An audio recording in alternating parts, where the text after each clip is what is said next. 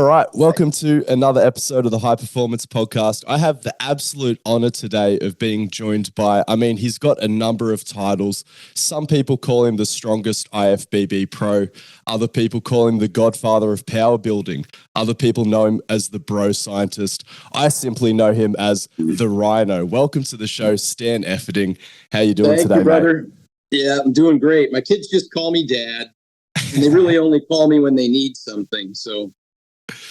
It'd be a bit weird to call your dad the Rhino. I don't know if I could sort of grow up with that level of intimidation factor. Like, my dad is a pretty fit, strong guy sort of thing. Like, I don't reckon I would have been able to beat my dad in a fight until I was sort of in my mid-20s. And that's even when he was getting into his 60s. So I can't imagine what your kids are dealing with in terms of trying to become the man of the house. Yeah, well, I'm in the same boat. I started late. I'm 57 now. And my son is just turned 11. So by the time he gets his cockiness about him, I'll probably be a little over the hill. We'll see.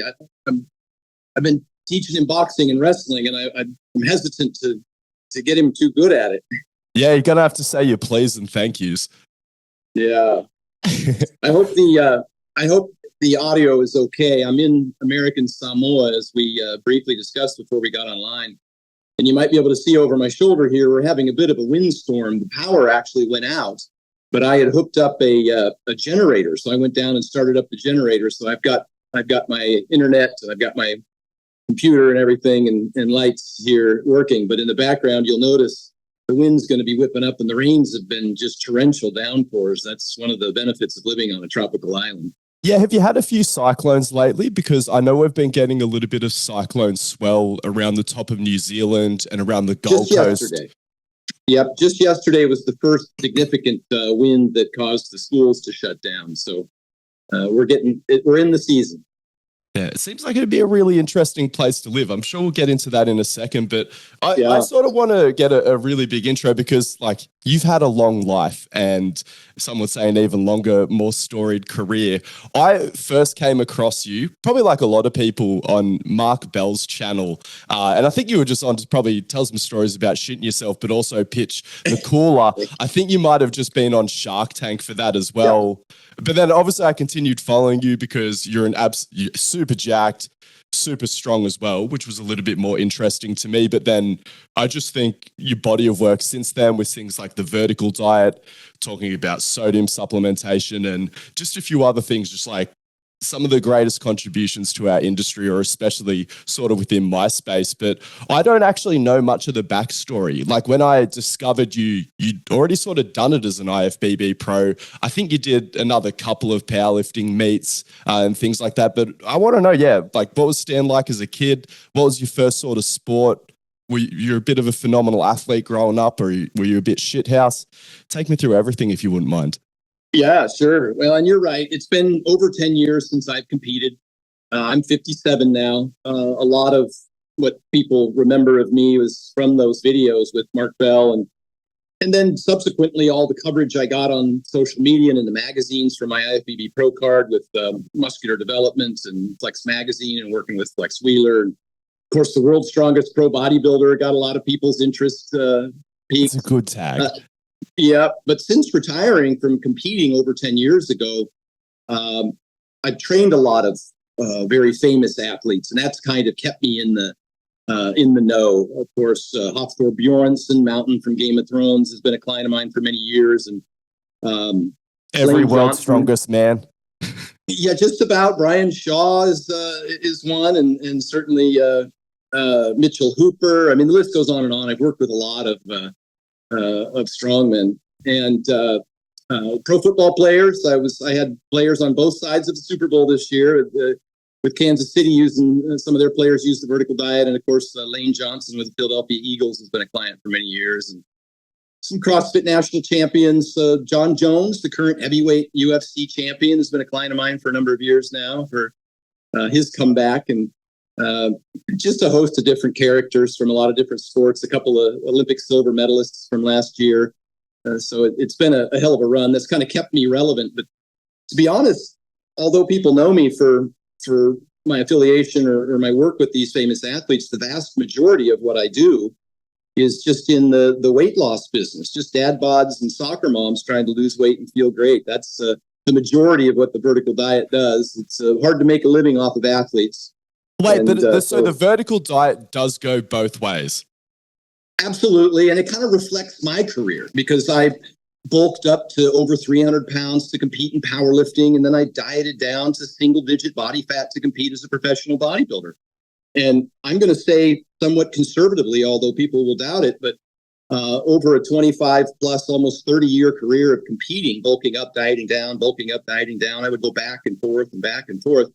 I've gained and lost well over 1,000 pounds throughout my career, going back as far as my first competition in 1988. So I've become kind of a professional dieter, and I've worked with people on both ends of the spectrum, dieting and bulking, for decades now. And I've learned a lot along the way. And so a lot of what the vertical diet is it helps people on both ends of the spectrum. So it's not any one thing. And it isn't just nutrition, as you know. It includes a whole list of things such as, blood testing and sleep optimization and hydration and, of course, nutrition and training. It's just, I kind of wanted to memorialize or document just about every question that anybody would ever need to know or has ever asked me over the years, and to have it in a readable format. It was good homework for me, as you know, when you start to put pen to paper to try and articulate your thoughts about all these different topics in the fitness industry. Yeah, it's a like, good what exercise. do I actually think? And if I wasn't there in person to answer the question, because we always love to say it depends and it matters so much on your context. But if you weren't there to answer and you just had to write it out for someone like a manual, it's such a head fuck. Yeah, and that's the hard part. Like you said, there's so much variation in who your client is and what their goals are and what their predispositions and medical conditions and everything changes from there. That's why I still I still handle every single one of my clients personally and have to customize the program for them. I've tried to create an app.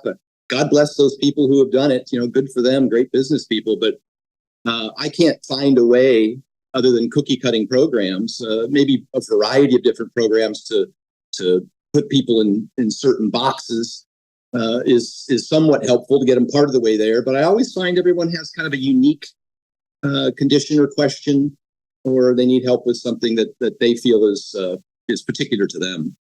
It's interesting. I'm glad you brought that up, that the vertical diet, it's almost, I guess we should look at it as almost like the vertical method or the vertical lifestyle these days. But when I think vertical, I definitely think things like Monster Mash. And again, like in my head, this association with bulking. And like, I remember when you were sort of describing it, you were like, yeah, you've got to put so much food down your gob and through your digestive system that you have to think of like it's not just, it's calories like ultimately, but your ability to get these calories into you is going to be largely based on how well you can digest these things. So looking for things that aren't aggravating, like it's very low FODMAP, I guess. Was the FODMAP diet a little bit of an inspiration there with the vertical diet? It helped for a lot of reasons, particularly as I was competing and working with competitors on both ends of the spectrum. You find there's to be a lot of eating disorders and a lot of digestive distress amongst chronic dieters and amongst chronic bulkers. I tried to steer away from the dirty bulking. I experienced that myself back in the early 90s or the mid 90s. I bulked up to almost 300 pounds and I got fat. And so I've long since been more of a healthy bulker. That was kind of what I did with Mitchell Hooper. His first question to me was, or comment to me was, "Hey, Stan, I want to gain weight, but I don't want to get fat." And with dieters, they tend to over-restrict. And that was one of the things when I did my Iceland seminar some 8 years ago or 9 years ago, when I kind of first introduced. There's over 7 million views on that by now on the 2-hour slideshow of every aspect of the vertical diet. And my audience was powerlifters, strongmen, female and male bodybuilders. It was a diverse group, and so I covered a lot of variety of topics. But what I find amongst that group of people and myself throughout that time of my life when I was chronically dieting and bulking back and forth for shows is that you end up with a lot of gut distress, for lack of a better word, digestive distress. People end up with a lot of diarrhea, gas, bloating, just discomfort in general. And so, I did lean into and do lean into the FODMAP diet as a way to help bulkers eat more food with less bloating, and over restrictors to include a more diverse menu without aggravating, say, IBS or those kinds of problems, which seem to be common amongst the chronic dieters, the bodybuilding, figure, physique, bikini, wellness. It just goes on and on and on. Yeah, vegetables, it's like, I don't know. I never questioned vegetables in the diet. And I think the first time, because we've got like the fucking idiot way of questioning it, I think, where people are like, are veggies poison? Are all veggies poison? And we've got this carnivore. Anthony Shafee. There's some disgraceful folks out there making horrific claims, but I think it's like the FODMAP thing is probably like the intelligent critique or appraisal of vegetables, where it's just like, look, they're so micronutrient dense. I think fiber is really good for people, but then just based on what I understand about the FODMAP diet, it's just like, oh, there's so many vegetable groups that all have the potential to cause this GI distress, and I think it's like really frustrating for people who are clean eaters. It's almost they feel like they're betrayed by their body not being able to digest these vegetables and things like that. But again, I think your position on it was always a bit more reasonable, where it's like, again, I am just trying to remove distress from the system, but still trying to get vegetables into it. Yeah, and I'm cautious not to suggest that the FODMAP diet is something that everyone should use or use exclusively or for an extended period of time. I say it's a well-proven initial intervention for those people. It is very restrictive, hey? And as compared to what, which is the challenge, because the guru diet in the physique, figure, bikini world was always white fish, tilapia, egg whites, protein powder. It was the most restrictive, horrendous diet, and it resulted in a whole lot of problems for these women. With the female triad, chronic calorie restriction, anemia, bone mineral density loss, amenorrhea, cessation of the menstrual period.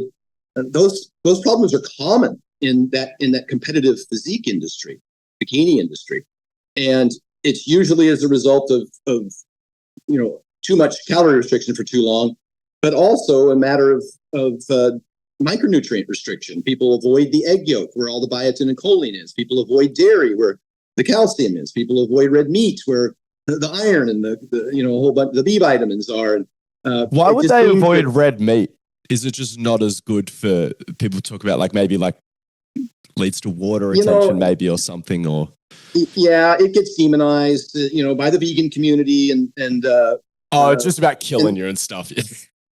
Yeah, and it's not to say that everyone should eat all kinds of red meat all the time. I mean, there's even some caution to be had there in terms of how much and what type, and whether or not you have a predisposition for hypercholesterolemia. So that's why it's so difficult to paint with broad brushes with respect to nutrition. You do want to get, mostly whole foods, minimize the ultra processed foods, minimize sugar, plenty of fruits and vegetables, and therein, from the discussion we were just having, depending on how you respond to them. And it can be individualistic. It can how the quantity can matter, how it's prepared, and even the accumulative dose over many days or weeks at a time can impact somebody's digestion. So these things are also, there's so much inter-individual variability, and so people I always ask them to give me feedback as to how does it make you feel. But we don't want to demonize any of those foods. It's not a good food, bad food conversation. It's the same could be true of your macro content, whether or not you're eating high carb or high fat. Some people have a preference for, and their digestion seems to be to accommodate one or the other. I don't tend to do well with high fats. I get loose stool. Other people, if they eat high carbs, they tend to get bloated. And so it's really individualistic. It's a morass, as you know, as we've discussed, and you get people that get into their bunkers on either end of the spectrum, whether it's a paleo or a carnivore or a keto or a vegan, or the list goes on and on. And they tend, if it worked for them, then they want to proclaim that that's the best diet and it'll work for everybody. And in fact, it doesn't work for everybody. And I've been cautious to say what works for me might not work for you, and works for most people doesn't work for everyone. If you want to learn more about the general physical preparation training philosophy, we put together an extremely practical course covering all the different aspects of physical preparation, as well as a unit on programming, so you know how to tie it all together and produce the same world-class results that we get with our athletes. We've got pre-recorded lectures, a community page where you can ask questions and interact with the other GPP coaches, as well as monthly calls where you can ask questions live or just catch up and hang out with us. Check out the link in the show notes for more info. Anyway, back to the show. You're just jogging my memory of one of my mates who's a really smart coach. He was experimenting with keto and shit his pants twice on the first day. But yeah, it's just like the old fat and the loose school. I would say this. I would say that any change that you make to your diet, you should do so in a gradual fashion. If you're going to increase your fiber intake, don't double it one day. That's going to, you'll have some problems. But same with the fat intake, if you're going to decrease carbs, increase fat, because or is that it? Is it the lack of carbs that makes you shit yourself because there's all this water in the system that doesn't bind to the glycogen or something? Or is it your body compensates for the diet that you eat? And there's a lot of different things it can do. The amount of water, the amount of bile that you produce and to break down fats. So if you're going to gradually start increasing your fat intake, your body would start producing and releasing more bile. That could be a factor. And then if you're going to dramatically increase your fiber intake or decrease your fiber intake, that'll affect the amount of water that goes in and out of the large intestine, which is going to affect stool quality. So I would just say that everything should be done in a gradual fashion, including if you have IBS. Ideally, the FODMAP diet would be an initial intervention, and then you would start to reintroduce very gradually as much variety as possible over time. And some people might find that there's foods that even with titrating reintroduction, a perfect example would be milk. Some people some people have an allergy and they should not consume dairy. Some people are lactose intolerant. Well, that exists on a spectrum. And you can either have downregulated your lactase enzyme by not consuming any dairy products. So if you introduce them, then all of a sudden you have side effects. But if you gradually introduce them and titrate them over time, your body will upregulate the lactase enzyme to where you can tolerate a particular amount. But the total amount you can tolerate is going to vary between individuals. And so it's not carte blanche. You can't have all you want, but you might be able to reintroduce. And then there's types of dairy that have more lactose that are more easy to digest than others. A good Greek yogurt would be more tolerant, more digestible than, say, a straight milk. Of course, they have the lactose-free, the Fairlifes. And then cheese, a hard cheese like cheddar has very, very little lactose. But you can get all the benefits of dairy, and there are many, without the potential drawbacks. Same could be true of garlic and onions. Those are products that I can't even have a tiny little bit. If you put breaks my fucking heart. I like using the amount of garlic that can kill a vampire, and it's only recently that I've started to question whether or not it might be causing me some gastric distress. And man, that's one of the things that makes you question life as a whole. Like, I love my garlic. That's the challenge, because there's lots of foods that may cause allergies. Eggs, shellfish, we mentioned dairy. There's a whole host of foods that might cause some digestive distress for certain individuals. Peanuts for people with anaphylactic shock, even some grains, for people with that can't digest grains, celiac, for instance. But you can't then extrapolate that onto the general population, because there are people who might do very well with those products. And in the epidemiology, many of those products turn out to provide, generally speaking, good health outcomes for the general population. So I've been cautious about not pinpointing particular foods and demonizing them and calling them poison. I mean, so it sort of sounds like that's ultimately what you're trying to push. It's like you have established a few principles through this vertical method, but ultimately what I'm hearing is that there's just so much value in, I guess you don't have to have a coach, but most of the value that I'm sort of hearing from you is in that it's just having someone guide you through the process. Like, no, let's just not drown ourselves in dairy and then decide if it's a good or bad thing. Let's just slowly march into this, slow dietary changes, no silver bullets, nothing good or bad. Everything just like really, really highly individualized. And yeah, that's what I'm saying. Just emphasis on individuality, what works for you, just being coached through it well. Yeah, and you do the same thing with training. You have some general guidelines, or for GPP and for specific sport-specific work. And you try and be as diverse as possible for those people who can tolerate it. You also recognize that there's limited physical capital, and an athlete has to be careful how much fatigue they accumulate outside of their training or outside of their sport, whether or not the training is detracting, potentially making them worse. It's almost like the back in training, like the gastric system. It's like some people's backs, you just do anything with them. Deadlift however you want, right. As much axial loading. Hell yeah, let's do our bent over rows with momentum as well. And like they just seem fine. And then you've got the chocolate backs where it's just like, oh, look, belt squats only. We've got to minimize axial loading on this person. And it is just so different for everyone. Yeah, and I've worked with since college. My post-grad work was in exercise science at the University of Oregon. My undergrad was psychology, got a science degree, and I was a personal trainer in college, and I worked at a gym, and I've owned 3 different gyms over the years and been a personal trainer most of my life. And I worked with a lot of football players, collegiate and professional, over the years, and there's some of them have an iron stomach. They can eat anything. They eat fast food every day. And it doesn't seem to hinder their performance either. John Jones is an example of that. He can eat anything, and he has no problem. But then like Gordon Ryan, the jiu-jitsu phenom, he's had all kinds of digestion problems, and he has to be extremely restrictive with what he can eat, and has recurring problems with digestive distress. So it's you never know. Like you just said, some people can do anything they want, and other people have to be very cautious about.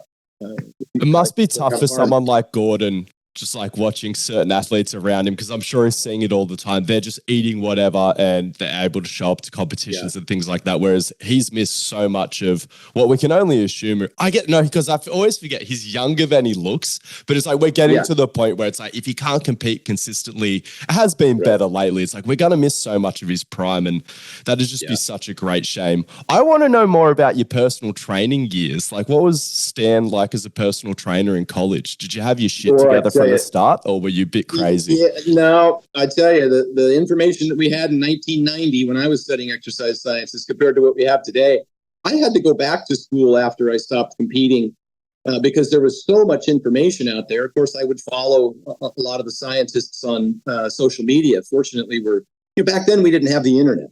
It's so accessible now.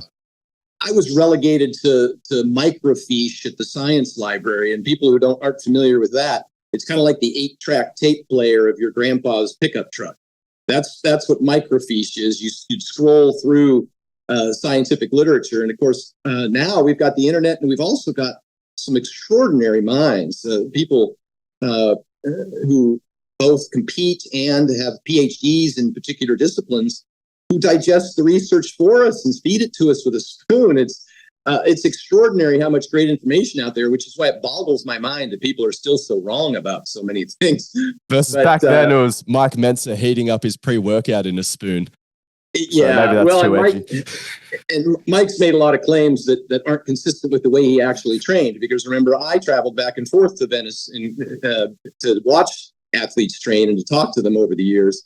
So you've hung out with him, or you've seen Mike Mensa hit? I've seen all of them. I used to make treks down to Gold's Venice and watch all the guys train and ask questions of whoever would answer. You caught him doing a few extra sets. Oh yeah, he's always done. All the guys trained with doing more sets than they claim. Probably more along the Dorian Yates line. It was always kind of a blood and guts sort of thing. But the one set isn't going to do it for you. But I don't think that. And we can get into, kind of the give and take and the push and shove about volume. But generally speaking, I used to train like a lot of hard heads. I thought that the heavier I lifted, the bigger I would get. We now know that's not true. I thought you had to take every set to failure. And not only to failure, not only did your spotter have to help lift the last rep off, but then they would push down on it when you were doing the eccentric. So we were just like crushing a human ourselves. Kaiser machine. Yes, and we had to train everything, twice a week, and we would max out every week. I'd work up to a top single, and then I would go down and do my volume work with all the failures and the negatives. And the top single sometimes failed. That was my early life. That's when I was dirty bulking and all of that. Can I just quickly ask you though, just on that point about your prior training, where you're essentially just like absolutely thrashing yourself, do you think that the negative aspect of this was more leading to a lot of injuries that have held you back, or was it more just creating 100%. This massive amount of fatigue that probably wasn't productive? Yep. I always say that you can either, that if you can train as hard as you want, you're going to get, I ask people, I don't program in deloads necessarily. I like for people to, to use some auto regulation. Hell yeah. But when you're training like I used to train, you have deloads without choice. You either get sick or injured, and that's your deload. You can't come to the gym for a week, or 10 days. At least that's what we thought. We would just take time off if we were injured. And nowadays, we won't necessarily keep training through it, but we believe in a lot of movement, a lot of, passive movement or active movement. But I got pretty strong, but I had tendon problems like crazy. I couldn't reach my arm up to shave my face. I'd get, from elbow tendonitis and all the like. I was constantly having knee tendonitis from the squatting. I was about to say, was the slow eccentric by choice? Because that was always something about your lifting technique that's just galvanized in my memory, is just like this 5-second eccentric in comp. Yeah, I think mostly because, I said I got fat, but I've always been reasonably lean for a power lifter. And I look at guys like Chad Wesley Smith or Dan Green or even Hofthorpe. Their bodies become like a Bosu ball. They bounce off of themselves, right? Their belly into their thighs, their huge hamstrings and ass. And the squat in particular, a lot of those guys will go down and just bounce off themselves. Especially that weight where 140 kilos is where I feel like you start to see squats exceeding deadlifts. Yeah.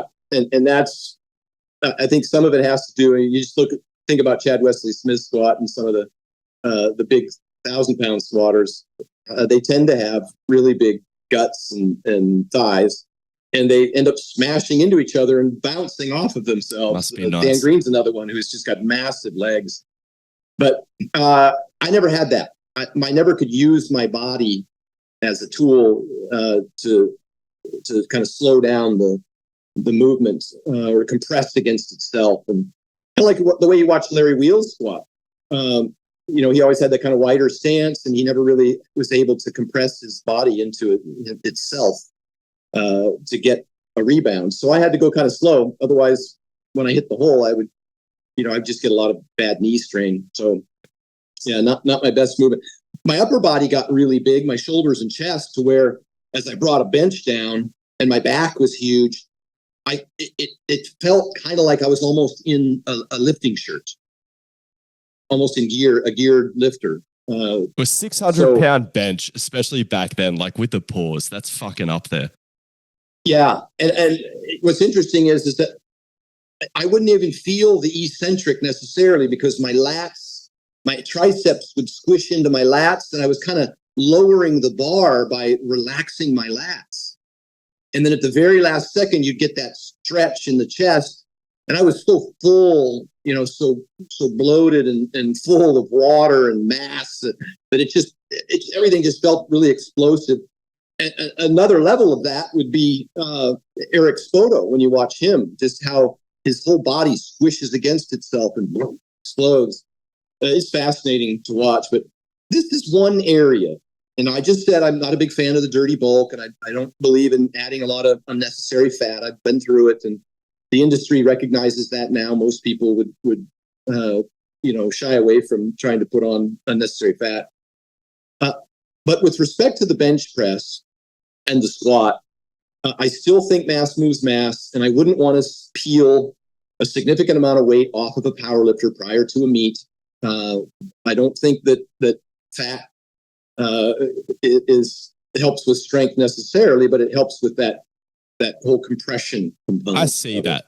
Yeah, it makes a lot of sense to me just with what you see is people, like I said, especially starting to get over that 120 kilo mark for most people. It's like deadlift start position's gone to shit. Squat bottom position just feels phenomenal. You're creating all this compression in the middle and stuff like that. It makes a lot of sense. That's why you see the wide, that's why you see the guys like Hofdorf where they don't have it. The wider deadlift stance. They have a little bit wider deadlift stance, and that's just to make room for their belly. And then, so I've had skinny people try to tell me, it's like, well, Hafthor's got the biggest deadlift in the world. I'm like, yeah, but like your feet, you don't have that bigger belly. Like you don't have to worry about that. Hafthor would be setting up different if he had the ability to. And like a lot of those big guys, because I feel like sometimes skinny guys, they just don't realize they don't have the hardware. Hafthor's 200 kilos. I know I didn't give you much of the history, but I just want to say I was a skinny kid. I wrestled 98 pounds. What is that? That's fucking tiny. That's 45 kilos. 45 kilos what age? As a freshman in high school, as a freshman and sophomore.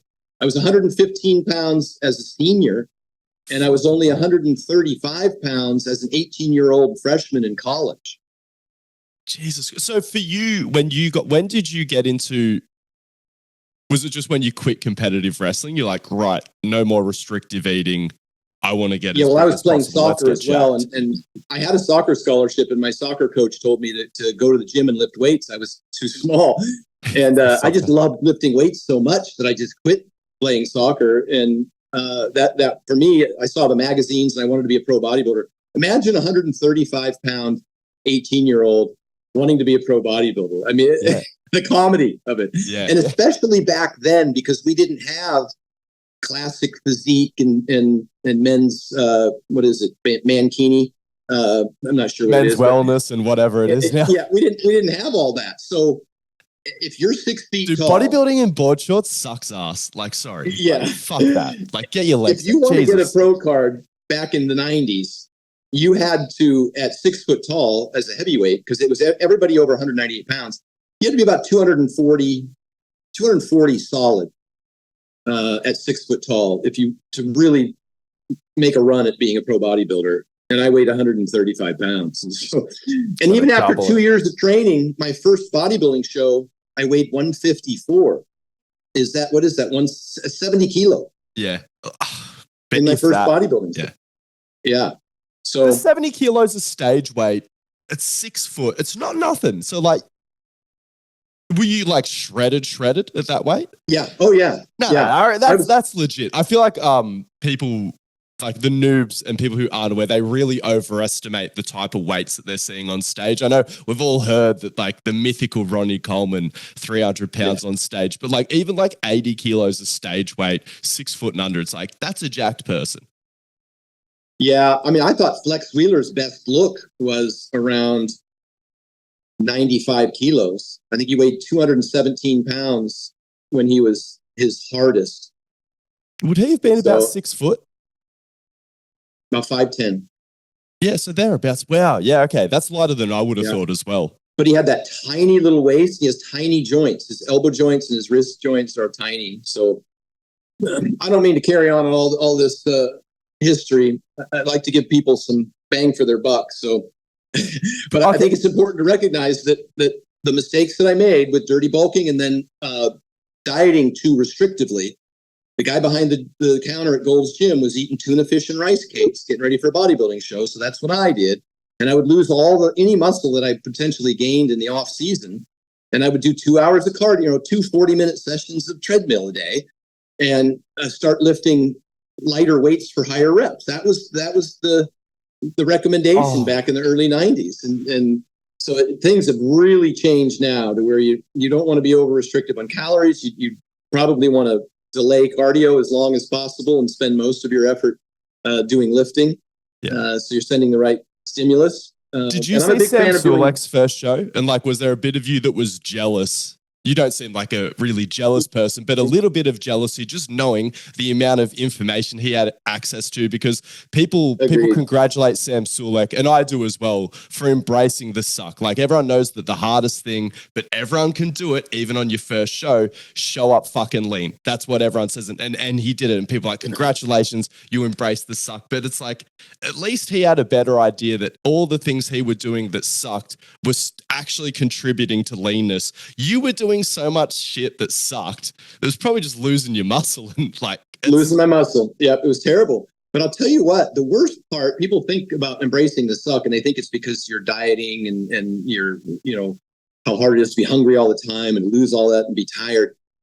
The worst part is psychologically, just all the strength and size that you lose a significant amount of fat and water and just food bulk and glycogen. So the scale just keeps dropping. You're pretty weak at that point. You don't fill out your clothes anymore. They drape on you.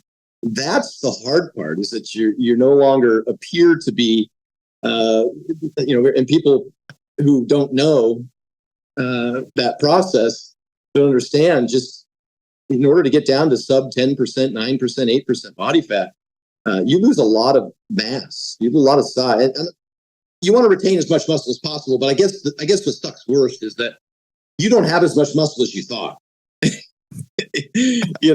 There's a lot of fat. Even if your stomach isn't all bloated, there's fat stored all over the body, and there's plenty of water, particularly if you're on performance enhancing drugs. And there's a lot of food, which adds 5 pounds to the scale between just food bulk and water. So the scale is really what's depressing, and the fact that your 2XL gets baggy and the XL, you have to start wearing the XLs just to feel like you're filling your shirt out. That would be rough. One of the questions that I actually had from a mate is competing this weekend. Shout out to Joey Zingini. Tomorrow takes the platform at Nationals in the 83 kilo class, having a shot at the podium, but he got a little bit sick during his peak. And it's something that he's just noticed as a pattern. I've noticed it as well, just like people peaking for strength sports and just getting the sniffles, getting these flu-like symptoms.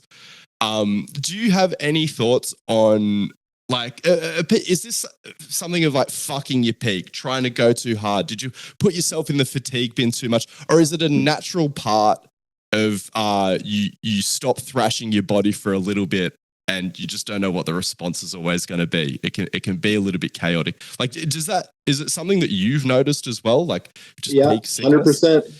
I noticed it in bodybuilding. I noticed it in powerlifting. I noticed it in strongman. I noticed it across the board in a lot of competitions. I noticed it in the UFC. People just try and you talk about it. I think people just,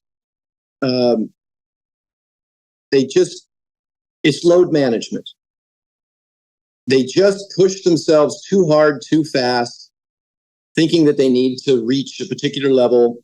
I would rather be 95% and come in healthy than to be 97% and sick in terms of strength or whatever, or injured often happens. You start getting these little tweaks here and there in your back or your knee or whatever. It goes back to what we talked about. I used to train the same way. You start pushing especially with powerlifting, you don't need to grind reps. And if you are grinding reps, you have to ask yourself, if I lifted more slower, was I stronger? Yeah. And thinking that you need to feel it before the day. Like, I know that's the thing. It's funny. This Joey guy is one of the best grinders I've ever seen in my life. I've seen him do 10-second squat concentrics. Yeah. Not in the peak, but like he's got a bit of it in him. It works against you. That's what I always liked about the Russians. I had the chance to meet and go to a seminar with Mikhail Koklev. They're so disciplined, and they aren't thinking about the show in 3 months. They're thinking about 3 years or 5 years. They're very disciplined that way. And they talk about the fact that they only do 2 95% deadlifts a year and 2 max efforts.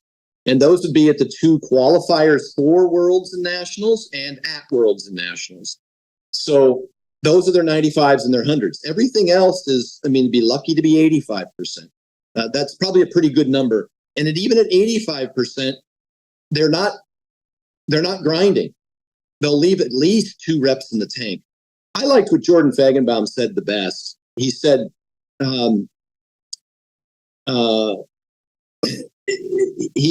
you don't add weight to get stronger. You get stronger so you can add weight.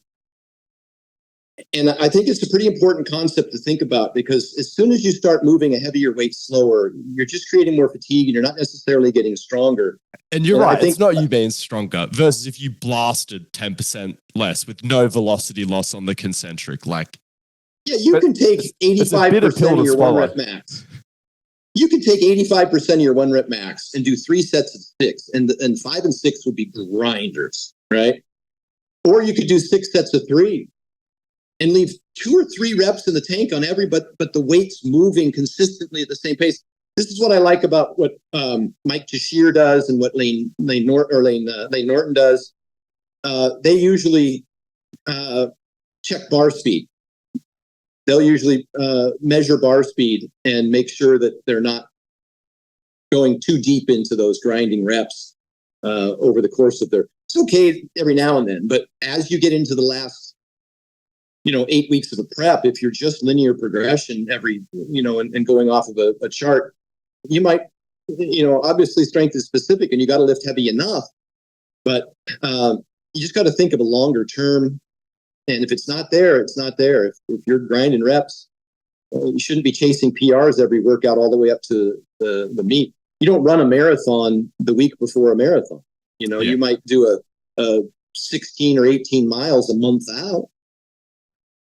I guess it's just about trust in the process. It's such a cliche for a reason, isn't it? But it's like you don't need to touch it before the actual day. You need to get close enough, but then just understanding that last sort of 10, 15%. It's like, I guess it's different for everyone, that particular number, but everyone sort of does have that number in the back of their head when they know whether they're having a good day. It's like an indicator sort of percentage and stuff like that.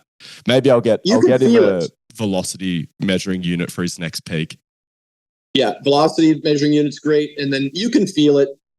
You don't have to set PRs every workout. If you get to the gym and you're set before your top set, move slowly, live to fight another day. Why do the top set? It's just not there. But if you're set before your top set moves fast, then take advantage of it. You're on point. And it could be for a lot of reasons. It could be sleep, it could be stress, it could be nutrition, hydration, could be accumulated fatigue. There could be a whole lot of reasons why you wait till the next workout. I'm not suggesting you don't work out.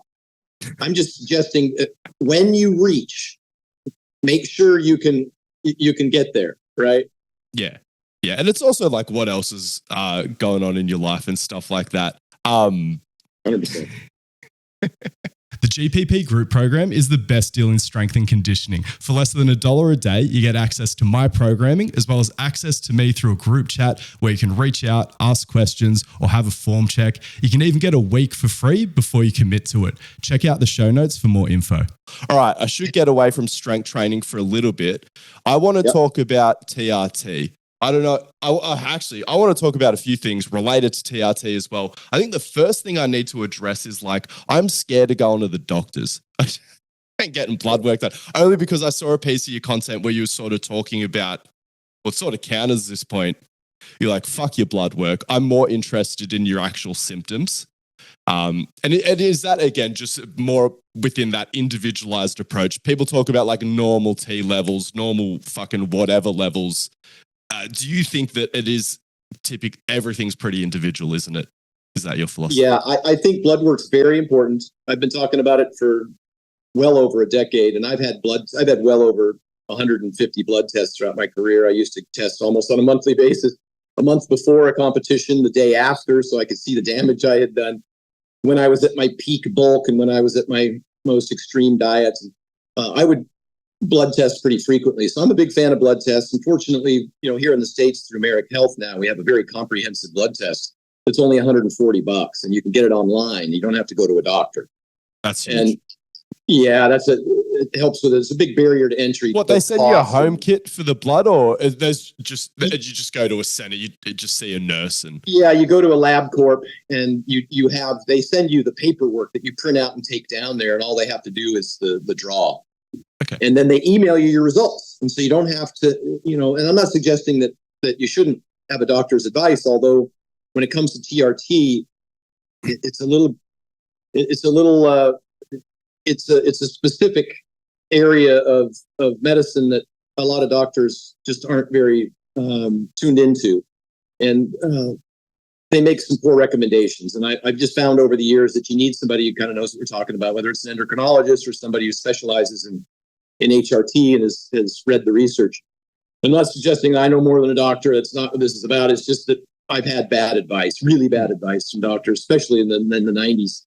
Before this was, the way it is now, there's a lot of really good information out there, but you should get a baseline. What I'm saying is if your testosterone is in the normal range, which is a pretty broad range from somewhere around 200 to 220 or thereabouts, up to maybe 900 to 1100, kind of depends.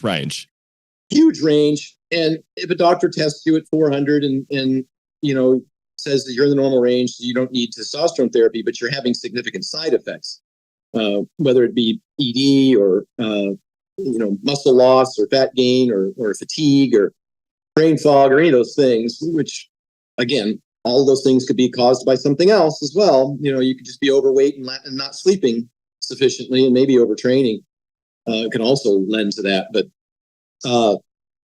that's where I would ask that you mitigate all of, you do all the things that you're supposed to do, getting adequate sleep and not overtraining and, managing your body fat levels and exercising regularly. But if you still feel pretty crappy, especially with ED, and of course that can be caused by insulin resistance. That's a very common problem, especially as you get older. Oh, insulin resistance.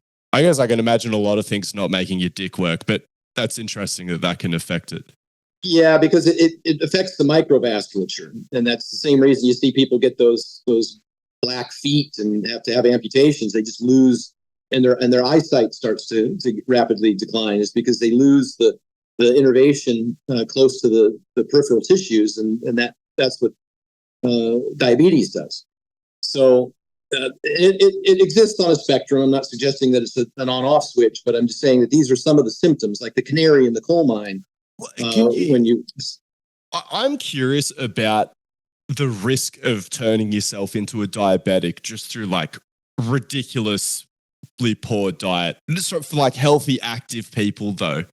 Is that a genuine risk for a lot of people, or is that from like absurd bulking, maybe playing around with some insulin use? Is there genuine risk of giving yourself diabetes, assuming your body fat's in a reasonable range? It's a great topic, and there's some nuance to it. You see a lot of people out there like Glucose Goddess and others claiming that, and Dr. Jason Fung claiming that insulin comes before calories in terms of weight loss.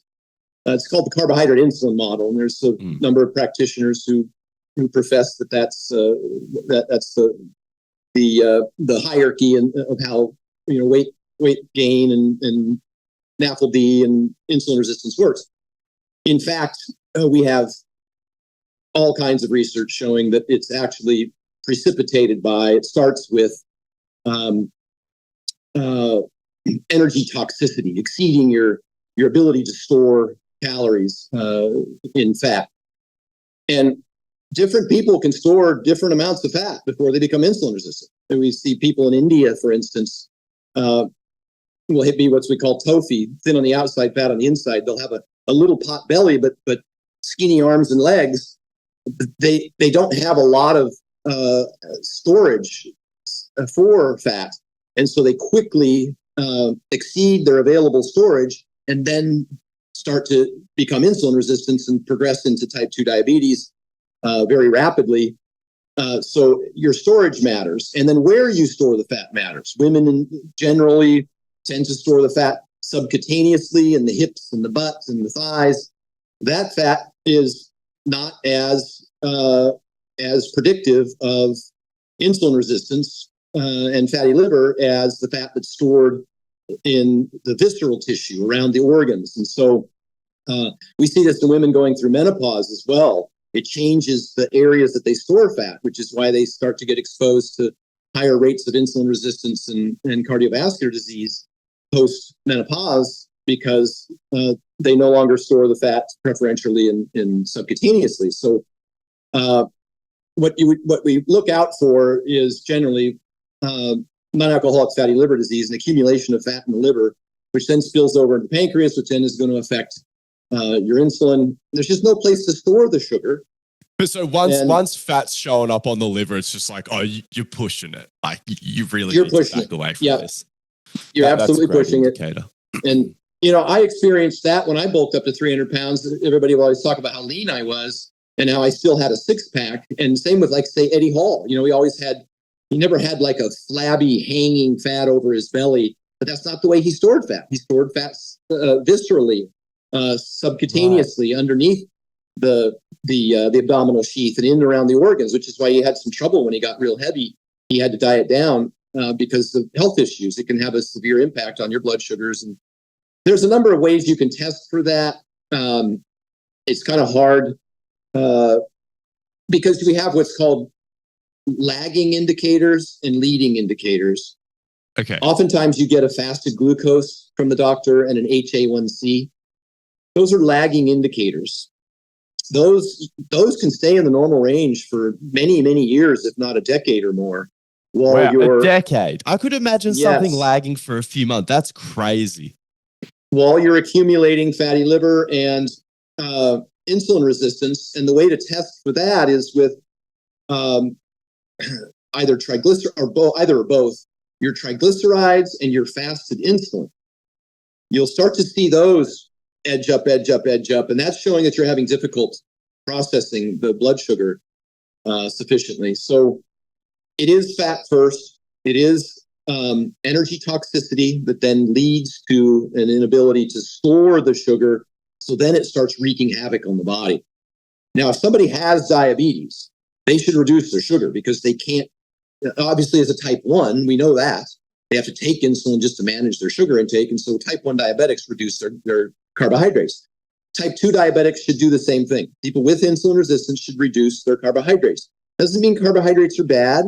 It doesn't mean you have to go keto. It doesn't mean that carbohydrates intolerant almost to them. It doesn't mean that carbohydrates made you fat or made you diabetic. It didn't work that way. It's that excess calories made you fat and diabetic, and now sugar aggravates the symptoms of your current condition. You cannot store them, so you should reduce them.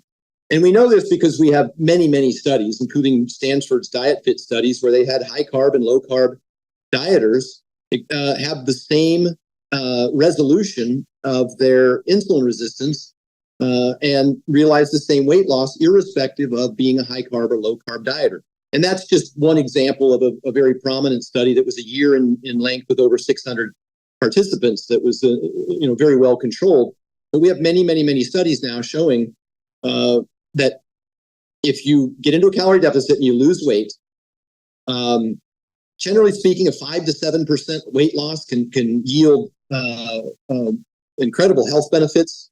And I've spoken before and had a lot of people get upset when I said that 95% of health benefits are realized from weight loss itself, irrespective of diet. And we have those studies from the McDonald's diet, and the 7-Eleven diet, and the Twinkies diet. As long as you're losing weight, even cardiologists will tell you, even if you're on a carnivore diet, which can be very effective for some people, or a keto or paleo or whatever, there's many paths to the same destination. There's no best diet, but if there's one that seems the least restrictive to you, that helps you to lose weight, you will realize significant health benefits from that.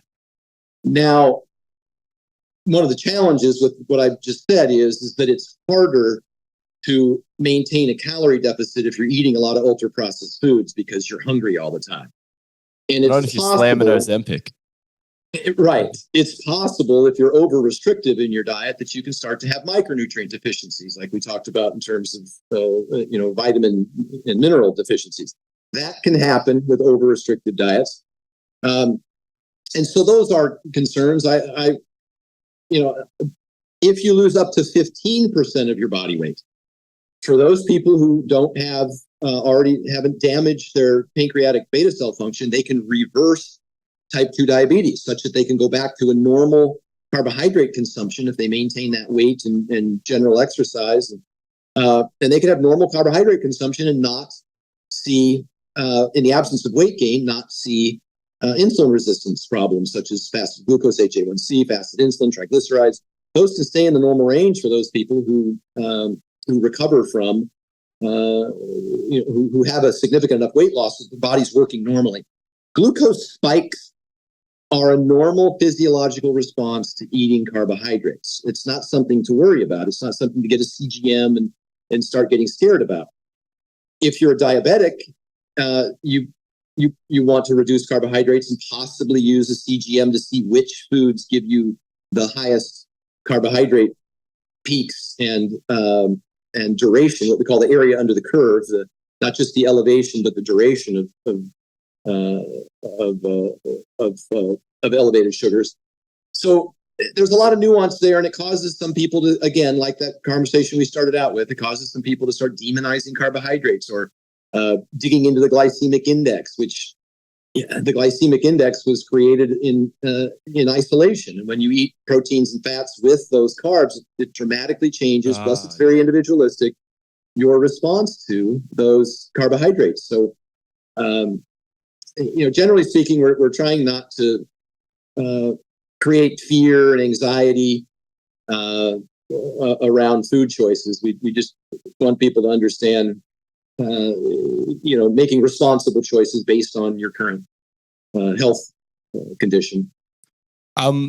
One of the things that I have been reevaluating recently, and I hope you could help me with this subject, is protein recommendations, because I've always had trouble with bulking, low appetite. As soon as I'm stressed, my appetite goes. I don't eat my feelings. I'm just not hungry whenever I'm stressed. And sort of coming from that perspective, I've always sort of shot towards the lower end of that protein window, like 2 grams, even as low as like 1.5 grams per kilo of body weight, seeing that you could, build a decent amount of muscle on that amount of protein, and hearing a lot of things about how carbs are the most anabolic macronutrient, the whole insulin response, it's your fuel for training and things like that. So it was sort of minimal fat, average protein, and then just carbs with the rest. What are the reasons to go higher protein? And is there any benefit in terms of body composition and additional muscle growth? Because I started to see I think Eric Trexler or Menno posted something. I was like, oh, wait, should I be shooting for 3? And my understanding is that there's no negative health drawbacks, but a lot of people will drop out of the studies when they're trying to eat 3 grams of protein per day and stuff like that. But if you I think a lot of those studies are Dr. Jose Antonio, the president of the ISSN, the International Society of Sports Nutrition. He's done the protein overfeeding studies, mostly to demonstrate that it doesn't have an adverse effect on the kidney or health effects. And so that is a good recommendation as far as it pertains to health, unless you have a kidney condition, in which case you should seek, you should use less protein and get the advice from your doctor. But I think the best person to refer to on this research would be Stu Phillips at McMaster University up in Canada, and he's just an extraordinary resource in this industry. Right now, he's suggesting it's somewhere between 1.6 and 1.8 grams per kilogram of body weight maximizes muscle protein synthesis, and more than that won't build more muscle. Oh, sweet! And again, 1.6 to 1.8.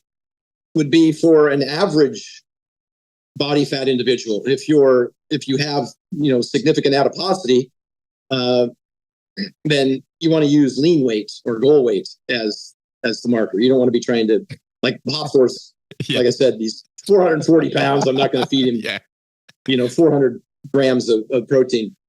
Now here's some nuances to that conversation. It does appear that when you're in a significant calorie deficit, when you're dieting for competition, you may need a little more protein. It may help you retain lean mass a little better. You might want to go up to 1 gram per kilo, or 2.2 grams per kilo, gram per pound, in that regard, because you're pretty lean.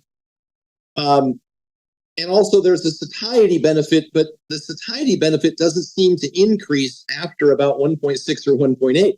meaning the difference between 1. Because that's the one thing I was going to say. Like, 3 grams of protein probably make people have like smarter food choices, more satiety, but really.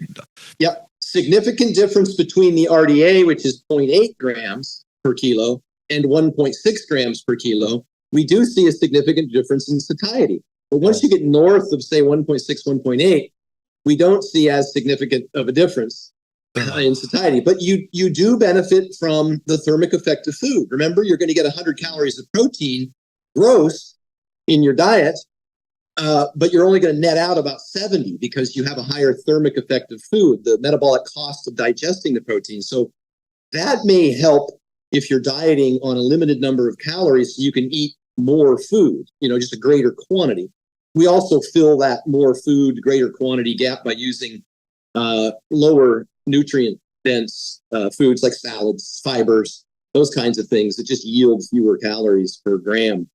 So those are strategies that we use to try and help with satiety, which is, I got to tell you, it's the single most important thing on both ends of the spectrum. If you're not hungry enough to eat enough to where you can't gain weight, that's a problem. Managing and satiety. If you're too hungry and you can't maintain a deficit, I know people love to talk about willpower, but that's not a good strategy. Your body has multiple different compensatory mechanisms to make you hungrier. And I got to tell you, I was sifting through your social media as I often do. I enjoy watching you because you're such a smart ass and you kick people in the teeth who deserve it. And I enjoy that. I don't do much of that myself. I don't have the constitution. I get mad, You're above it. You're above it. I don't know if I'm above it. I'm just old. But one of the post that you made, I think, needed a little nuance. Let me push back just a little bit. You talked about adding extra cardio for weight loss. And I've talked about the fact that I don't recommend a lot of extra cardio. Let's be careful to define what that is. Obviously, you want to get your minimum of 150 minutes a week, and I think it should be more than that. And I recommend the 3 10-minute walks a day, brisk 10-minute walks post-meal for all those benefits in terms of digestion benefits, blood sugar regulation, appetite suppression, all of those, and then cardiovascular benefits as well. That's 210 minutes a week. And so I'm on the upper end of what you would recommend for general health. But one of the things that you have to be cautious about is that the vast majority of people, the 70% of the U.S. population who is overweight or obese and generally doesn't meet those guidelines, is more sedentary. They don't necessarily enjoy exercise, which is why I start with the walks, because it's something that most people can do. It doesn't have a lot of barriers to entry. You don't have to get in your car, drive to, get changed, get in the car, drive to the gym, do your cardio, come home. For the average person with a full-time job, and maybe open the door. It's right. If you can get out the front door, you are doing it, and there's no other hurdle. Because I agree that so many people just underestimate the perceived barriers and real barriers to physical activity. Yeah, and you got the 2 or 3 kids, and putting together 30 great minutes out of your day. Good luck with your busy schedule. But getting 10 minutes here and 10 minutes there. And we do see in the literature that 3 10-minute walks is superior to 1 30-minute walk when you're comparing sedentary people who sit a lot during the day in terms of its metabolic benefits. Is that just keeping the body on its toes a bit more? It's like, we're only doing that much physical activity. I don't need to metabolically recalibrate. And then you sneak another one in. It's like, all right, you got another one by me. Perhaps. Yeah, frequency is important. And you see this in pain rehab as well. You see that frequency is more important. Movement snacks. Yeah. Just moving throughout the day. There was why is his name escaping me? There's a PhD out of Southern California that talks about those, just 5 to 10 minutes, 3-4 times a day for any rehab program. It seems to be really beneficial. The frequency is more important than intensity. Particularly when you're, initially implementing a rehabilitation program, when you have to, dramatically scale back your volume and load. But I don't want to stray off onto that. I just want to say that we've talked about the fact that best diet's the one you'll follow, and there's many paths to the same destination. The best exercise is the one you'll do. And so before I start proclaiming what a best exercise is to my client, I find out, what do you enjoy doing? What fits in your schedule? Do Do you enjoy pickleball? Do you like going to Zumba? Do you ride your bike? It doesn't matter to me. I'm agnostic. I don't think there's a best exercise when it comes to weight loss. But here's one thing that is important, and we've seen this in research. Women who were in a weight loss program, when they tried to double their exercise, didn't see any additional weight loss, and there's some reasons for this, than the women who maintained their same exercise, but the calorie deficit. Here's why, and there's a couple of reasons why. One is the compensatory effect we call compensation. That's where, especially if you're doing some really aggressive training, you go in and do like a CrossFit WOD or something, and that's not something you could historically done, or your trainer has you do a whole bunch of burpees and battle ropes. And yeah, you sweat a lot and you breathe heavy and you're tired and you think you burned a lot of calories. The fact of the matter is that compensation occurs and a couple things happen. You start reducing your non-exercise activity. So now you sit more for the rest of the day, rather than that you crushed yourself for 30 minutes. Human body is so good at pulling you back into that fucking homeostasis. Because really I know people start fidgeting less, like bodybuilders and stuff like that. Yep. They won't fidget. Non-exercise activity. I'm a naturally anxious, fidgety person. I suck at trying to pull. And again, my body is just always just fucking running this. And let's earmark that. Let's double click on that. Let's tag that and come back to it in just a second, because that's the flip side. That's me. I'm the lean guy. I was a hard gainer. The second thing that happens is you get hungry. And so that's something to be cautious about. You try and crush somebody with significantly more training than what they were historically accustomed to, then they'll sit more and eat more, and you'll get that compensatory effect. And so I'm cautious about people falling off the rails because they're either in too big of a calorie restriction, or they aren't eating a high satiating diet, or they're doing too much work. But you hit on something that's really important. I just talked about the fact that when you're dieting, your metabolism slows down. That's normal. It's not a problem. As you lose weight, you have less mass to support. Your body will start to slow down a little bit to try and protect itself from starvation. Well, there's people like you and me who, when we increase our calories, our metabolism goes up and our non-exercise activity goes up. And we end up compensating for the increase. And so what we thought was a surplus is no longer a surplus. So now we have to eat even more. This isn't a bulking conversation. This is just about the fact that your body is now outpacing your caloric intake. So you're in a deficit again. Yeah. And it's really hard to keep pushing that calorie surplus, or people don't like to talk about that you need. There's a big argument going on the internet right now about whether or not you actually need a surplus. Yeah. But because maintenance accounts for muscle protein synthesis, maintenance accounts for repair and construction of lean mass and every other tissue in the body. Maintenance calories accounts for that. Your energy expenditure consists of your BMR, your non-exercise activity, your thermogenesis, and your exercise activity. So it's all in there. But if your maintenance levels increase because you've added muscle tissue, which requires more calories and not as much as people think, but it does. You've increased your workload in order to build more muscle. The stimulus is important, and a sufficient stimulus is the primary driver. But you have to have adequate calories, obviously, to do that repair and super compensation and hypertrophy. So I think that I'm spitballing here, but I'm kind of talking about guys like you and me who have a really hard time gaining weight. That's the other end of the vertical diet, where I talk about lower satiety foods. That's where the food texture is a critical component of being able to eat enough. That's why I did the MASH.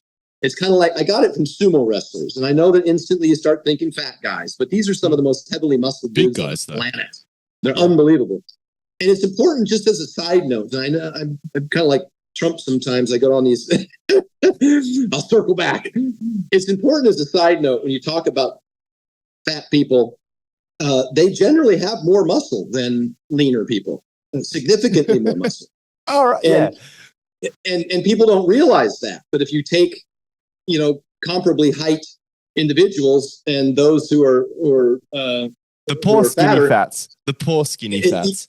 Yeah, they tend to have more muscle. So the idea that they need to add muscle in order to help with the fat problem isn't necessarily supported by the evidence. They just need to address the fat problem and certainly work out to retain their lean mass. But sumo wrestlers would eat those big bowls of broth with chicken and rice and vegetables, lots and lots and lots and lots and lots of rice. But the moisture content, look at a professional like hot dog eating competition. They take the hot dog, they dip it in water, then they eat it.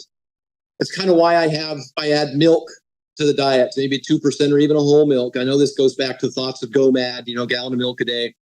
I love GOMAD. But for people who are struggling with gaining weight, if you add 2 cups of milk to 3 meals, what is that? That's almost 600 extra calories a day.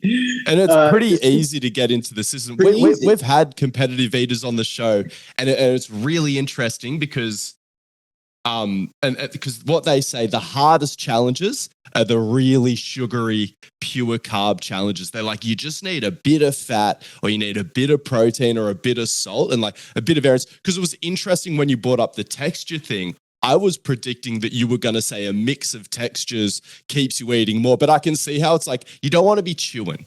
You don't want to be like chopping up steaks and things like that. So just this bowl of slops and mush. And also I see that. Yeah, it's like water content seems important in all the eating challenges.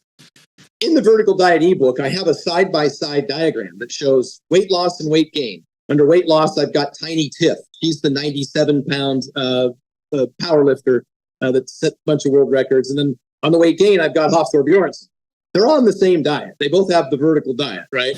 But they use different strategies, and they both eat a lot of the same foods.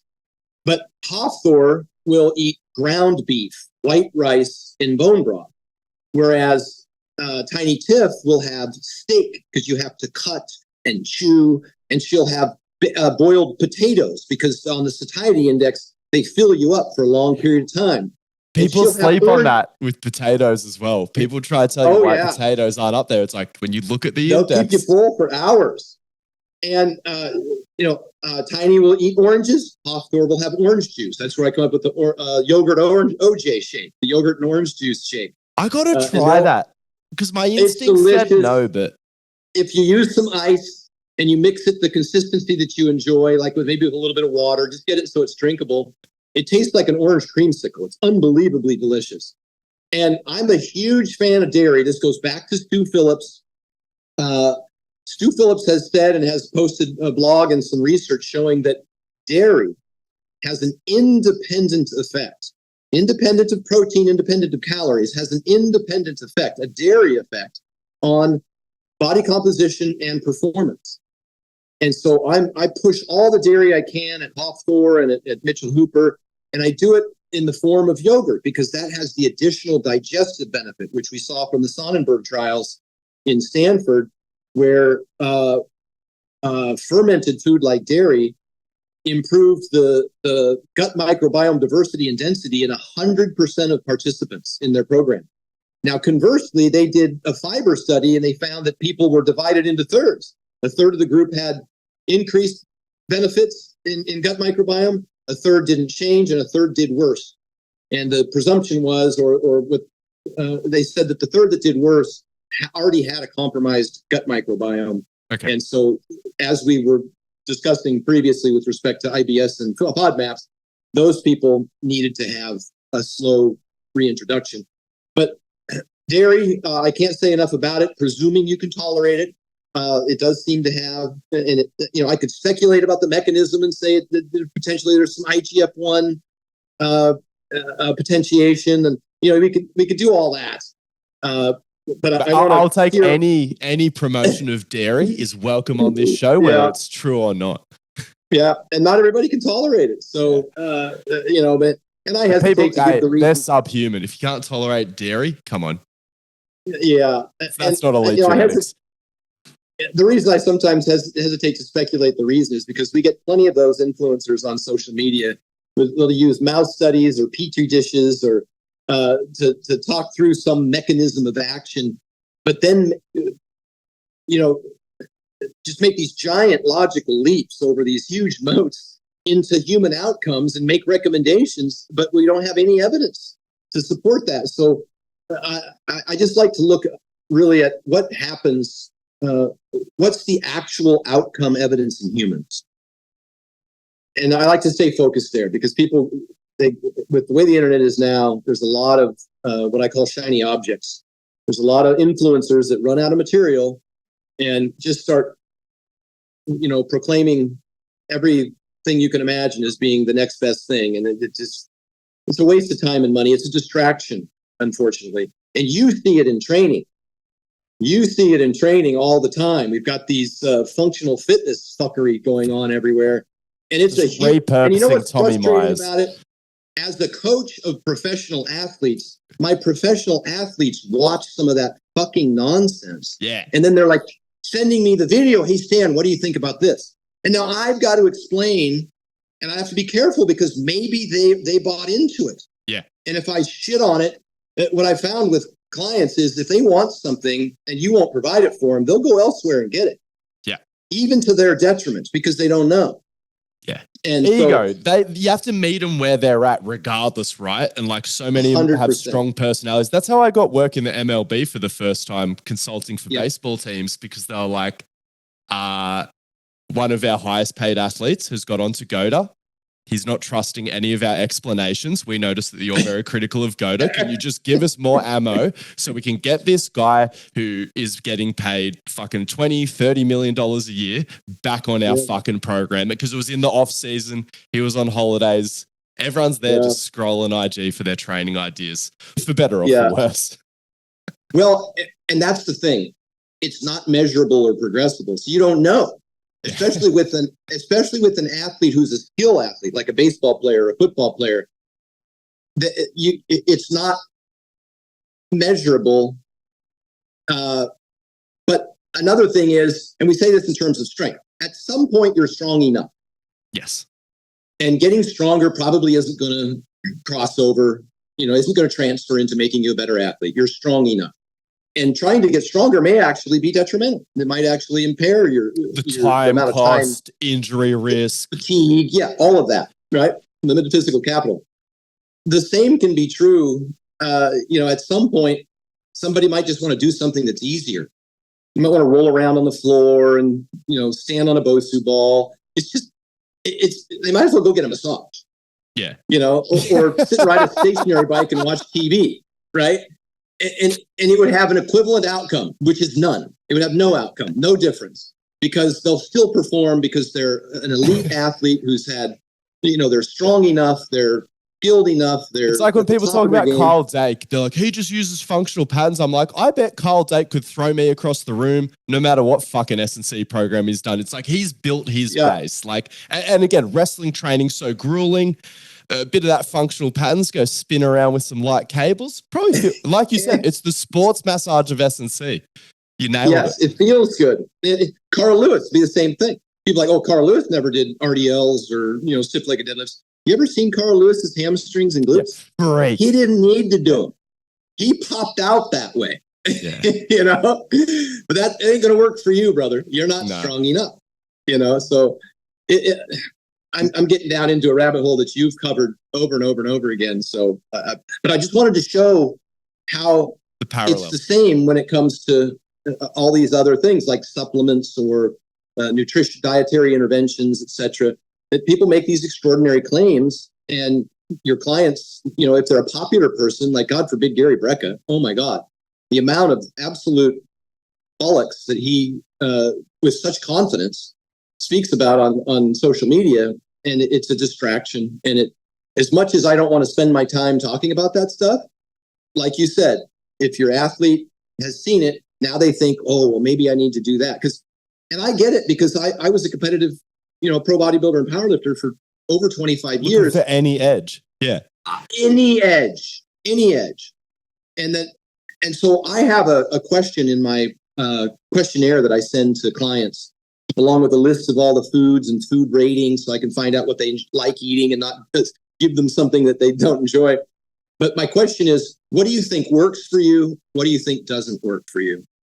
And if they put something they think works for them that I know is absolute horseshit, I'm not telling them it doesn't. I'm not gonna be the guy unless I think so many people need to hear this. Just the destruction of the therapeutic alliance. I see. I'm not proactive like you because sometimes I'm sort of, as I'm talking to the athlete, I'm trying to read their responses to things. But I'm going to include that.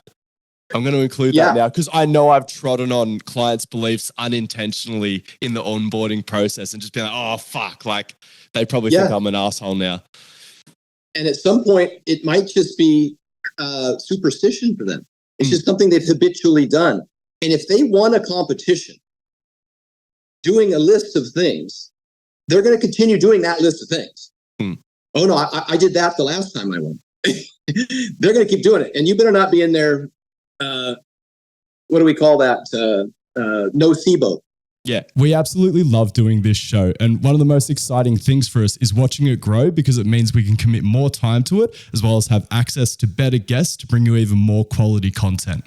One of the most impactful ways you can help us grow the show is by shouting it out, screenshotting this episode, and sharing it on your stories to let people know that you're listening. Don't underestimate how influential you can be on helping us grow this show, and we appreciate it so much. But I feel like you also have this perspective where you understand that not all misinformation is a threat to the system as well. So you're like, you just gotta, if they want to believe something that's a little bit silly, but it doesn't impact the outcome, it's like, I imagine your perspective is who gives a fuck? But then some pieces of misinformation, you're like, oh no, like if you think protein is poison or something like that, it's like, we can't work together if you think that. And if the time commitments, if it doesn't take away from things that do work, if John Jones isn't skipping, there's a lot of bullshit wrestling, you can do. There's a lot of bullshit you can add in that will only cost you financially and maybe time-wise. Maybe time-wise. Exactly. I've kind of said that about a lot of static stretching. Just lift through a full range of motion. But if you have time, great. But what does it give back to you? We don't see an improvement in performance. We don't see an improvement in recovery. So I'm like, if you enjoy doing it, if you like it, the same thing could be said about therapies. And Greg Nuckols said this. He said, chiropractics and physical therapy may be better than nothing, but pales in comparison to any kind of movement. Now, I did not just shit on chiropractics and physical therapy in general as a whole. I'm just saying that the good chiropractics and physical therapists understand that they are facilitators of movement and that their unique or perceived manual therapy, click, clack, crack, intervention is not, from the body of evidence, does not do anything physiologically. Now, it might help them psychologically. It's got the biggest moment out of any therapy, like even some deep massage. There's no moment, whereas that big snap, like I can see how that just psychologically would have the biggest impact. Deep massage is counterproductive. You'll get myoglobin. You'll start to get crush injury, and that can actually set you back. A regular massage, great, that's fine if you enjoy it. But with respect to pain and rehab, and like we were just talking about, it's just I talked to some of the what I think are the most knowledgeable therapists in that industry. Problem Medicine does a great job. Dr. Michael Ray does a fantastic job. The folks that Explain Pain, Larimer Mosley, his group, does a fantastic job with recognizing the biopsychosocial model of pain and pain rehab. But the good therapists, they have the same discussion amongst themselves that we just had. When you get a client that's convinced that this is working for them, you're cautious about intervening. They're like, what does it hurt if I don't tell them that, as long as it doesn't hurt them, like washa can potentially hurt them. But, dry needling, ice baths, cryotherapy, a lot of the passive therapies, back cracking, etc., probably don't have any measurable physiological benefit, but that might get, presuming they don't diagnose someone with a pathology that then makes them think that they're damaged somehow, and that's a problem. right? Which what most chiropractors and physical therapists do. Oh, you've got one leg longer than the other. You have some hip, you've got a little bit of your back. They can't keep their mouth shut. They can't just snap, crack, pop, and then send them on their way. They'll fucking tell them a story. People. Yeah, don't pathologize. Don't make them think they have something that's a permanent condition that they have to work around. But if you snap, crackle, pop them, and then they say they feel better, and then they're able to move more as a result, facilitator of movement. Now, what people who don't do manual therapy, like I mentioned, Dr. Michael Ray do, is they just walk you carefully through the what is probably a 3-step process. Eliminate the source. And that doesn't mean if you hurt yourself deadlifting that you have to completely eliminate deadlifting. You just have to reduce the range of motion and the load, right? Eliminate the source, find pain-free movements, whatever that is. If it's just lifting your arm like this to begin with is the only thing that doesn't hurt your shoulder, then that's where you start. Yeah. And then move. And we discussed earlier, often. This would happen 10 minutes, 3 times or 4 times a day, as much as you can. Now, I used to think that the progression, that the recovery required a load progression. And now we're seeing that we probably don't actually need to progress the load. Yeah, everyone became strength obsessed in the rehab world. Yes. And we're like, oh, wouldn't it be nice? I liked it too. I was like, wouldn't it be nice if it was just about getting strong? That's what I thought. But now for return to sport, you do want to get them back to their level of force production, strength as it applies to their sport. But for general pain rehab, the movement seemed to be sufficient enough under, obviously some modest load. But a lot of it was just whatever healing needed to take place. But a lot of it is that defense mechanism. What sucks about this conversation, though? We're essentially... Nobody will hear it. No, even worse. We're essentially recommending Pilates. Yeah, and what's funny is, wow, that's hilarious. Yeah, because I've had professional football players take up Pilates and just swear by it, and I'm like, yes, because it feels good, because it's easy. Sense. Yeah, that's why you do it, because it's easy. And you know what? Like hot instructor, like yeah. And I'm talking about all pro Super Bowl champion NFL players that just loved Pilates. Because it isn't what their coach was taking them through in the weight room, which was hard. But good coaches, good strength and conditioning coaches in the NFL, they're pretty smart about being cautious about loading and too much fatigue. Yeah, that's it. I feel like there's some absolute weapons in there. Shout out to people like Buddy Morrison. I know Michael Dango's not working in the NFL. Oh, yeah, Buddy Morris is great. I worked with... Matt Whittemer is a business partner of mine. He runs Beat Personal Training out of Cincinnati. He and I trained John Jones together, and we trained Henry Cejudo together. Matt Whittemer out of Beat Personal Training worked for Buddy Morris in Pittsburgh and in Detroit. The tree of amazing trainers that has just come out of Buddy Morris himself. Because I think Fred Duncan, he's another Buddy Morris guy. Or maybe he wasn't directed, but I know he looks up to him a lot. Oh, he's his son-in-law. Oh, no. So there is a direct line there. Yeah, okay. Yes. Yeah. And he does seminars with Buddy Morris. Yeah, he's very knowledgeable as well. Matt has been that's what he's done all his life. He's owned a personal training facility, actually multiple personal training facilities in Cincinnati, Ohio for years. And all of his trainers, he brings people in to help coach them, and he develops them, and he does a great job. One of the big things that he does is the overspeed training with the overspeed treadmill. It's one of the things we introduced to John Jones because it's a little lower fatigue, and it's kind of hard to develop speed without. It's high risk activity. Yeah. We find that if they log too many miles on the track, they increase their injury exposure increases. So he finds that he can kind of alternate. He can do a little more curved treadmill, or is it? No, it's a straight treadmill that inclines, but it goes 25 miles an hour. Yeah, and it has handlebars. So it's kind of like, remember when speed skaters would get behind a car that had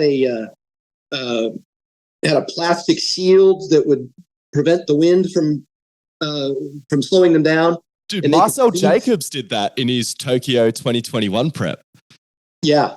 Running it's behind like the horse that. carriage. It's a central nervous system stimulator. It takes you, that's a lot of what speed is, right?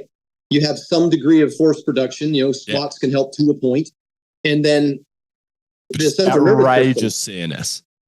Yes. And that's what it is. And so, but you can do a little more of it than you could do on a track with less fatigue. And it's safer because like downhill running. Don't want to go too my mate fast. fucked himself doing that. He's like a 10-3 sprinter, and he was like, ooh. And this was like a 10-degree negative slope, and he fucked himself for months. And another problem with that is it fucks with your stride, your mechanics. Yeah. It would be like giving a baseball pitcher a 10-pound baseball or a basketball player a 10-pound basketball, or even boxers with the band around their back boxing. It fucks with your mechanics. That's one of my biggest pet peeves is when people try and combine strength or conditioning with sport-specific training and claiming that has some sort of transferring benefit. And even the whole conversation about people learning the sport speed. When the football players, like they'll take a ball and they'll move it over here and they'll move it over there and they get them to respond to that. And in the UFC, agility is what we're talking about. And in the UFC, they have this light board and you're supposed to tap the lights whenever they go off. Yeah. And ladder drills, another example. Ladder drills make you better at ladder drills. The light board makes you better at the light board.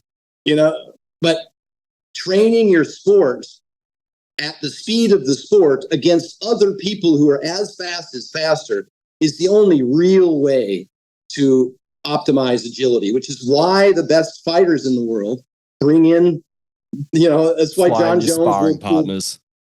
He'll bring in sparring partners because you have to get up to the speed of the game. The challenge there is your sparring partner has to be very careful because the injury exposure risk is very high at that point. Yeah. I want to know, because we're probably reaching the limits of our listeners' attention spans, which is an absolute shame because this has been fucking gold. But I want to know, because you have just worked with some absolute fucking freaks. I didn't realize you had a bit of work with Henry as well, but who is the biggest freak of nature that you've been in the room with? Like, in my mind, I'm automatically going to like Hafthor or John Jones, but who's Hafthor's a freak. Lane Johnson's a freak. I mean, you're talking 6'7", 330 with just the physical. Yeah, that's fucked. His athletic ability is ridiculous. I mean, he could you watch this guy at 6'7", 330 sprinting on a treadmill, at 18 miles an hour. It's insane. Hafthor, the discipline. I mean, he's a Viking. His mindset. I remember when Brian Shaw reached out to me. I was working with Hafthor at the time, and Brian Shaw reached out and wanted to do have me work with him. And as a matter of respect, I reached out to Hafthor and said, "Hey, I've got to, And Hafthor said, "Oh no, you help Brian." He goes, "I want the best Brian Shaw possible. I want to beat the best Brian Shaw." And I thought that was great. He's just that much of a competitor, and that you saw that when he did the boxing match with Eddie Hall. He hired professional boxers to come in and train. He took that seriously. So. And I think we see that about a lot of athletes. I've often said that, trainers wear it as a badge of honor when they train a great athlete. Yeah. But they're the easiest people to train. They're the most disciplined. They're the most genetically gifted. They're the most hardworking, and they generally will listen and do most of what you ask them to do. They're the most consistent. The dad bods and soccer moms are the hard ones. Yeah. But I found that to be a trait among all these athletes, is they're all pretty type A. John's just on another level. I mean, the guy, anything he does, he gets remarkable at, not just good at it, but to where he can teach other people in a very short period of time.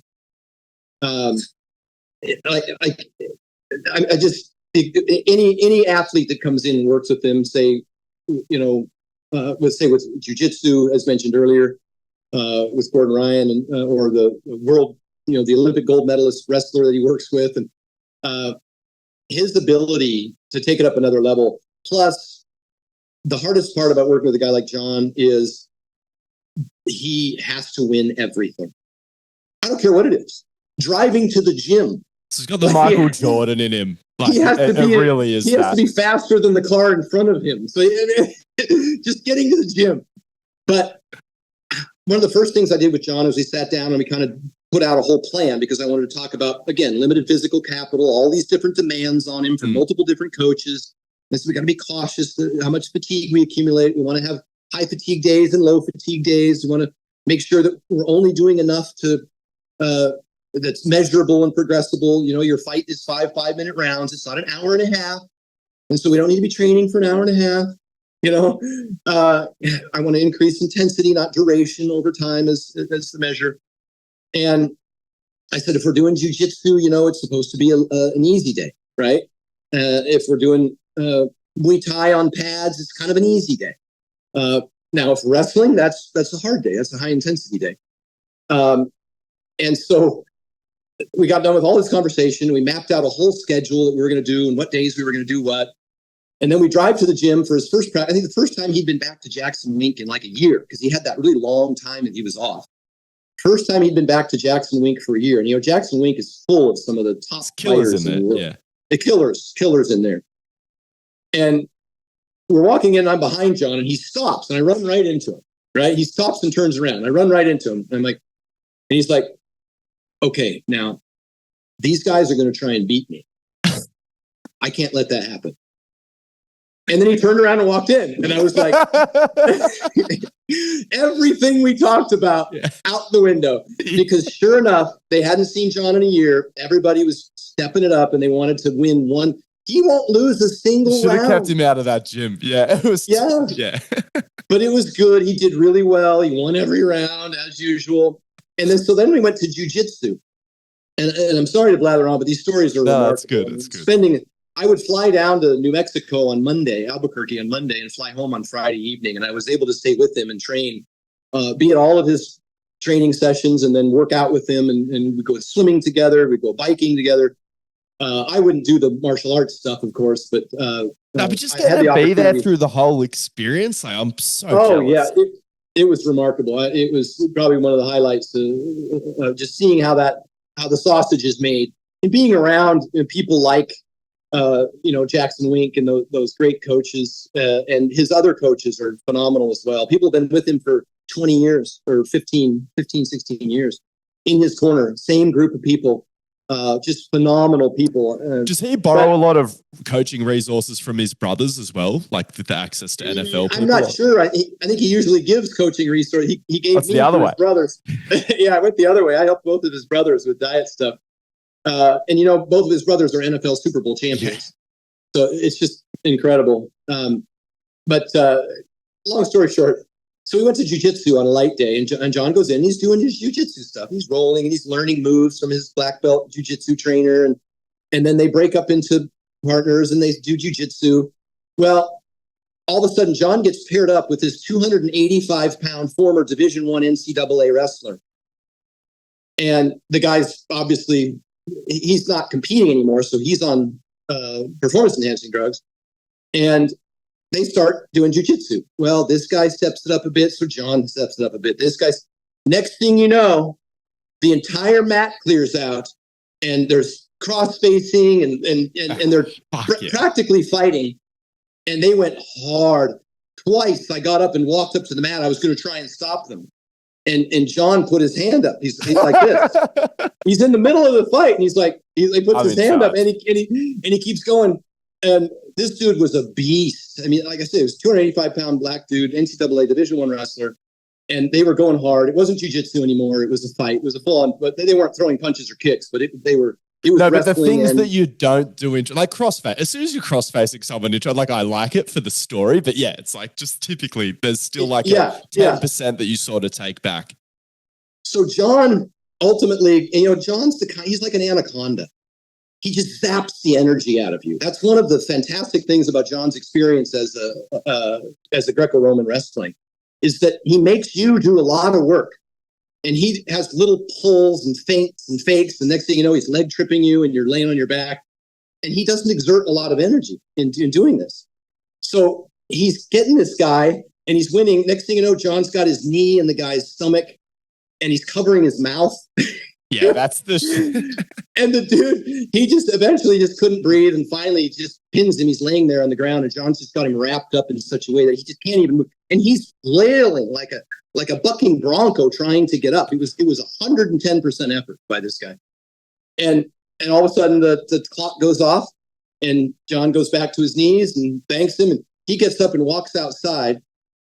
The clock beeps again. John finds another partner and starts doing jiu-jitsu again. This guy is outside for, I swear it was 15 minutes, sitting down with his head like this, belly breathing, just absolutely exhausted. And it was a remarkable experience to watch. He's just like, I don't think there's another athlete, and fighting is a little bit unique where the losses are so dramatic, but and this isn't a slight against John, but I just have this desire for him to keep competing until he loses, because to see him lose it'll change my reality and like my understanding of things. Like, I'm like, I just need to see someone do it, but I don't know if anyone's going to do it. I don't think so. With the time that he's going to give us left, it's well, it's a generational run. It's fucking insane. I can't exaggerate the story because everybody saw him ragdoll Cormier. Yeah, who's a gold. And we see what Cormier plays with everyone else. He played with everyone else. Heavyweights, light heavyweight. Like fuck. Oh my god, he was the youngest heavyweight champ. Josh. I can't remember his last name, but yeah, the people that DC has put on his shoulders and just thrown through the air. I mean, Dan Henderson went to the Olympics as a wrestler, and you see he's trying to like sprint away from DC. It's fucking and then there's John, who just it's like going out to lunch for him. Just on another level. You can't even describe it. So, well, I'm glad you asked, and I'm glad I had the chance to share those stories with your audience. I'm sorry if we didn't get too deep into some of the stuff that was more specifically beneficial for your audience, but I do have the Vertical Diet ebook, if I might shill myself here. Yeah, no, just tell us. So if anyone has any questions from this conversation, where can they go? It's, the Vertical Diet has now evolved into version 4.0, and it's co-authored by Dr. Damon McCune, who's a PhD in exercise phys and an RDN who was director of dietetics at UNLV. And we spent years training together in Las Vegas and expanding this book. So now it's 250 pages with over 200 references to videos, articles, and peer-reviewed research.